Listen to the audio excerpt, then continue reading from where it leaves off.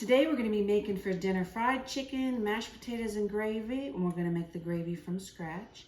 And we are also going to have grilled asparagus, which I've already done a video on. So we're going to start by first I always use Crisco when I'm making fried chicken. And you got to put generous helping in here and start melting it. And I've already got my water getting warmed up over here for the potatoes. And we'll put a little salt in the water for the potatoes, which are handily peeled for me by Alex, so they're special. And I usually cut them up so that they cook a little faster. If you leave them whole, then they take a lot longer to cook. And I've got hungry babies here tonight, and they don't want to wait. So we'll cut these peeled potatoes up and throw them in the water.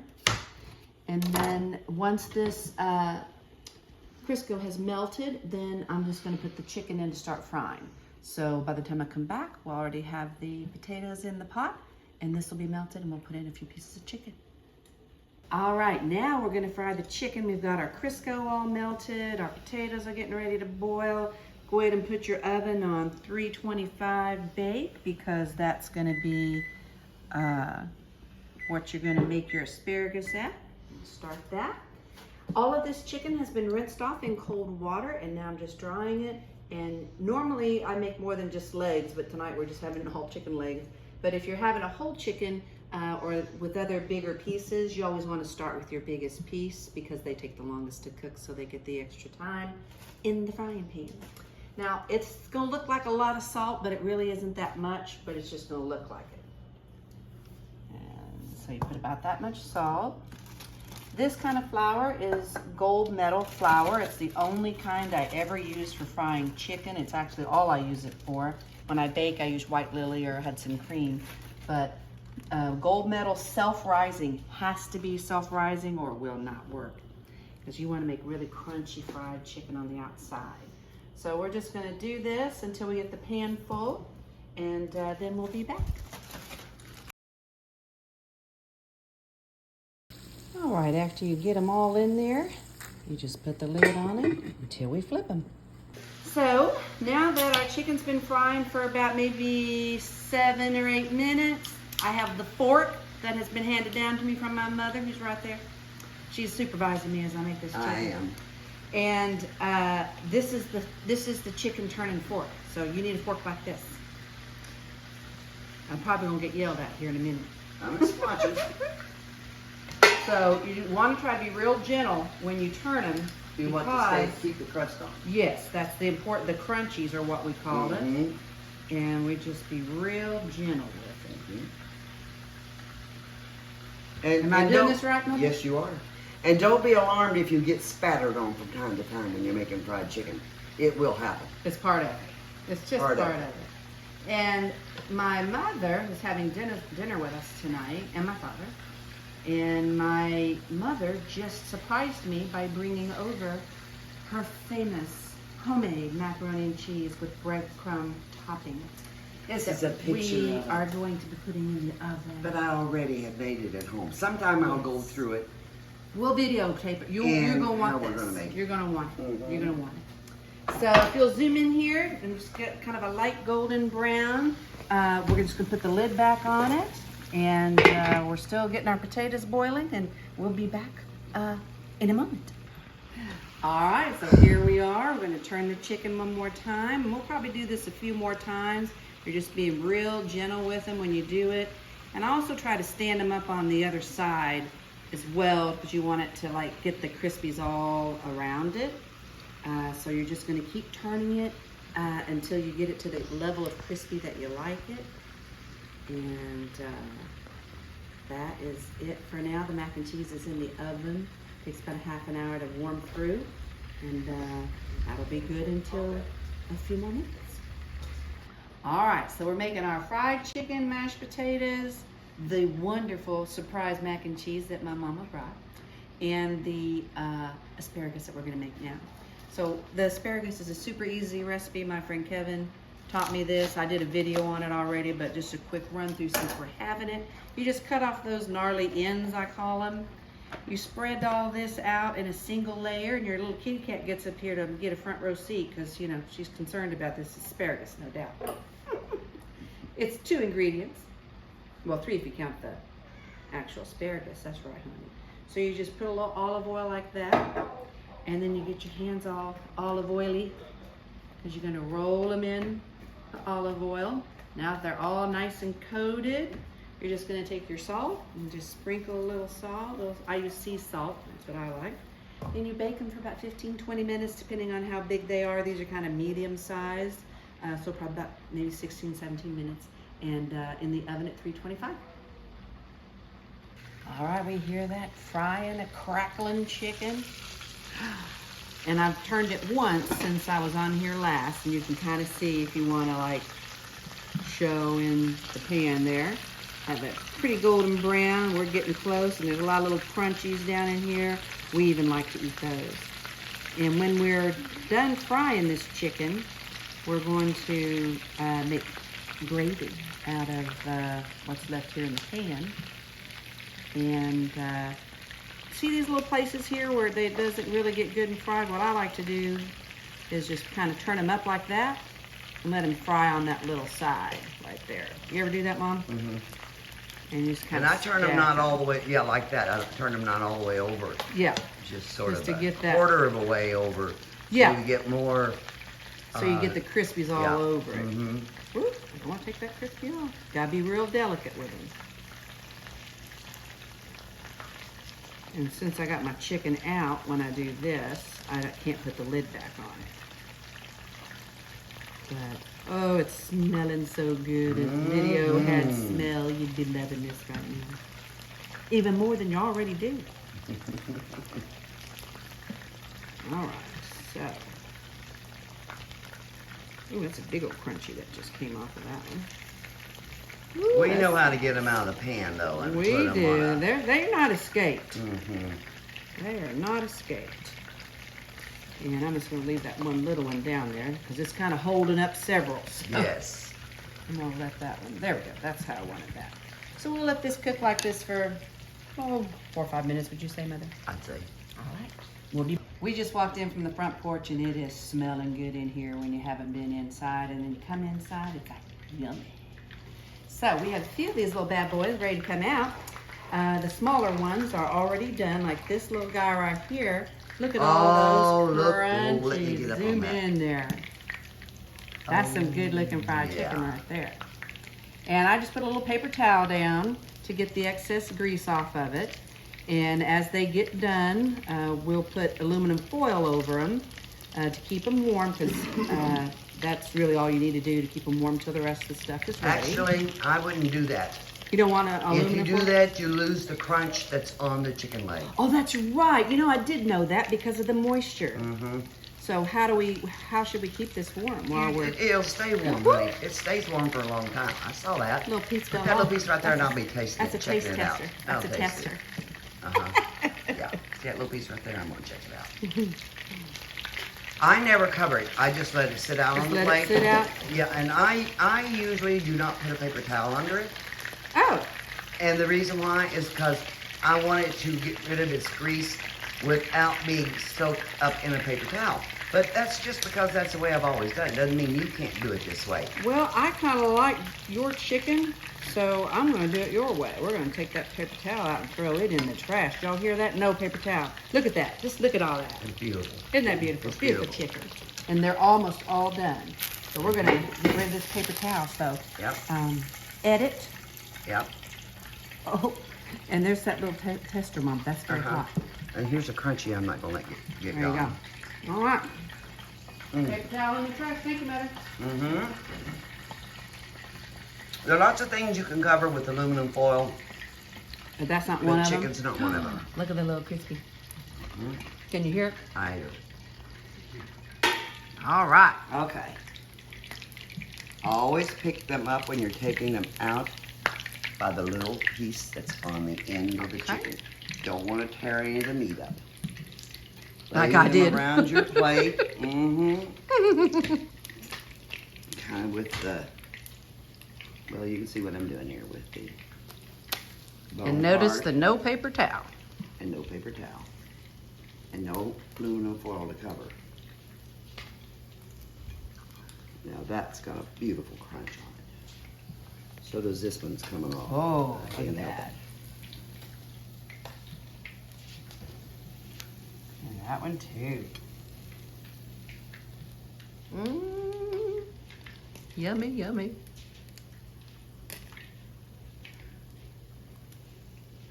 All right, and when we come back, we're gonna mash some taters. Okay, we're gonna get the crunchies out now. We're using a slotted spoon. Those go on a paper towel. And they're just beautiful bits of crunchy goodness that we love. And there have been squabbles over the years. Yes, because they're just a small amount. Because, you know, save me some, why are you taking all of them? It's so true. But you usually make like 2, 3, 4 batches of it. Yeah. We're only making 2 I batches today. I have plenty when I make, so. Yeah. You have more than plenty, Mom. You have enough to feed an army. Well, I've been told that a few times over the years. This is a slotted spoon. You need a flat one like the one. I'll see if I can find you one. I've had that one forever, and you ain't getting it till I'm dead and gone. Well, you see if you find me a good one. I will see if I can find one, if they even make them anymore. They may not make them anymore. But it's flat. It's not curved up like this. Mm-hmm.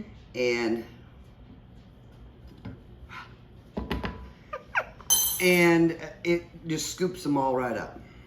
Well, we know what to look for Christmas then, for sure. All right, are you gonna put some more in now? Yeah. I don't think you really do corrections here. First, when she put the last of the chicken in the pan, she put the lid on. And the lid does not go on the chicken until it's browned up on one side, and then you flip it over. And then the other thing that she did, she left the chicken sitting out dry, and then put flour on it, expected flour to stick to it. You know, I told her it needs to be in a cold bowl of water. The chicken needs to be moist. That's how you get lots of nice flour on it, and that's how you get more crispy. You see, we didn't have hardly any. Well, no, there was a few on there, but daggone few. All right, so now I'm going to flip it over and try to hang on to the flour that I put on it as best I can. And after this turn, then you cover it. Yes. Now we know. Now it is ready to be covered. All right. So the lid will go on it now. Okay. Thank goodness you were here, Mother. It's a good thing, honey. I'm just telling you. It is time to make the mashed potatoes. You want to make sure after you've boiled them that they're fork tender and they'll break open easy like these. I don't know. These might. Oh. Yeah, they're done. You think they're done? Oh yeah. Yeah, they are. They're done. They're breaking up. Okay. Some of them maybe were a little stiff. So then you're going to drain them. Make sure you put pot holders on the pot. For sure. And when you drain them, you want to be real careful because this is boiling hot water. And it sometimes takes a minute to get through so you don't have the backsplash of the boiling hot water. Then after you do that, drain them real good, put them back in your pot. And then the trick to really good mashed potatoes with no lumps, I'm about to tell you. You do all of your mixing of the potatoes without anything in it first. So if you'll take a little look, we're going to get all this little beautiful mashed potatoes good and mashed before we add anything.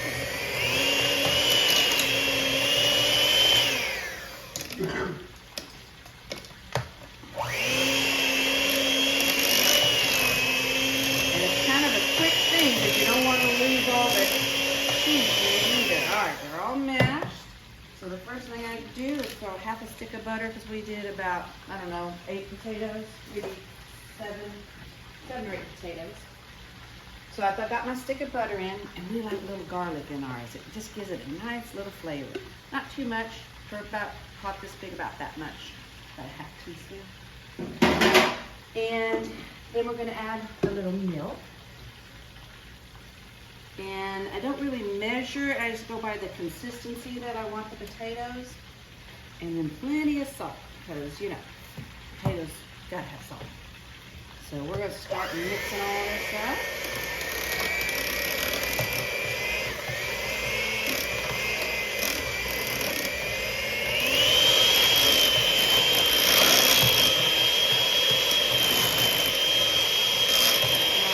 Still just a little too thick, I can tell. So I'm gonna add a little bit more milk. And I like to use 2%, but you can use whatever kind you like.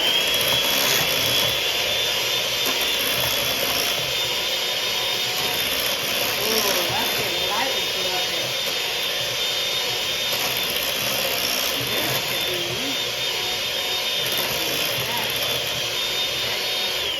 We're going to find out. Alright, so we take a little taste test. Just see what we need. We need more salt. And we need just a little bit more milk. That will probably get it done. Let's see.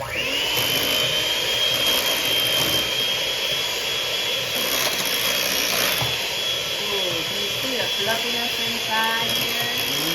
I can. And no lump. We like to have a no lump kind of mashed potatoes. Let's do a little taste test, see what we got.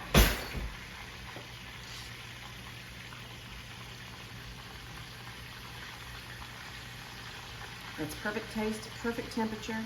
I mean, perfect Texture. But it does need to be mixed a little more, just as I don't like any lumps in it at all. But you don't want to watch me do all this mixing, so we'll be right back. Well, they're a little bit browner, maybe.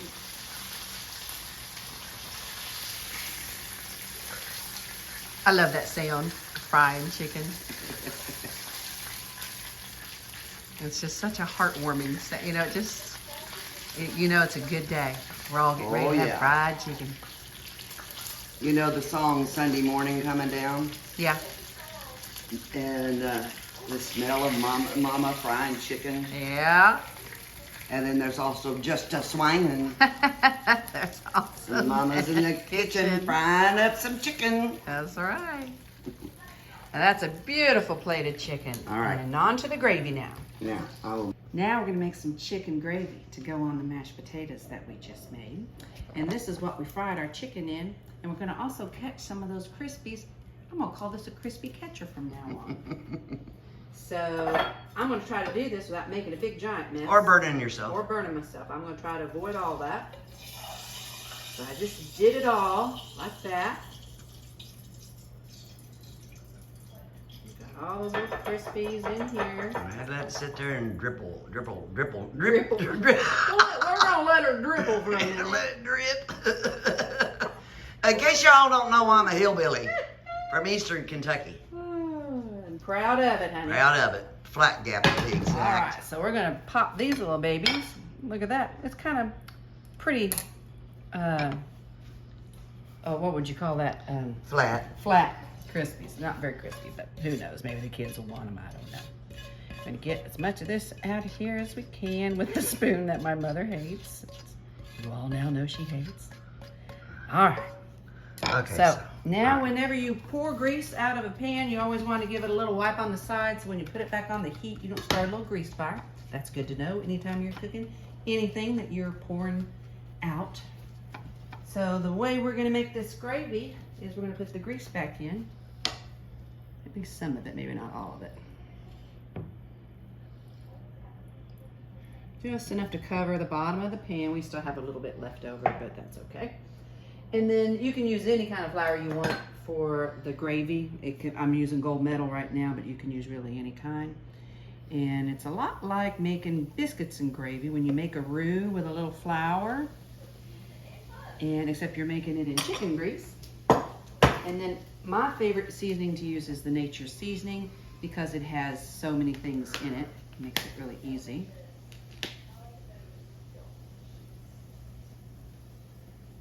Okay.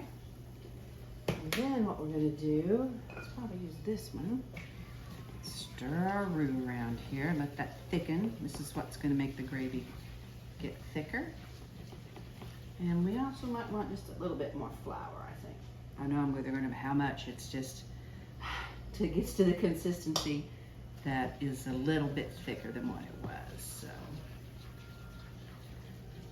that's probably about the thickness that we want. And then a couple weeks ago, I had boiled a chicken, and I always save the chicken broth for things just like this, or to make soups with. It's really good as well. And so the chicken broth that came from the chicken that I boiled. That was in the freezer. Yeah, it was in the broth freezer. was in the freezer. The broth was in the freezer, and you can see it's got all that good chicken fat in it right there. That's good. And then we're gonna turn this up a little bit. Hey, Paul. I'm gonna start with about that much. Let's see how we do.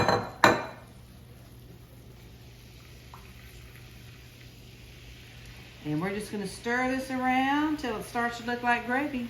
So we'll be back in a minute.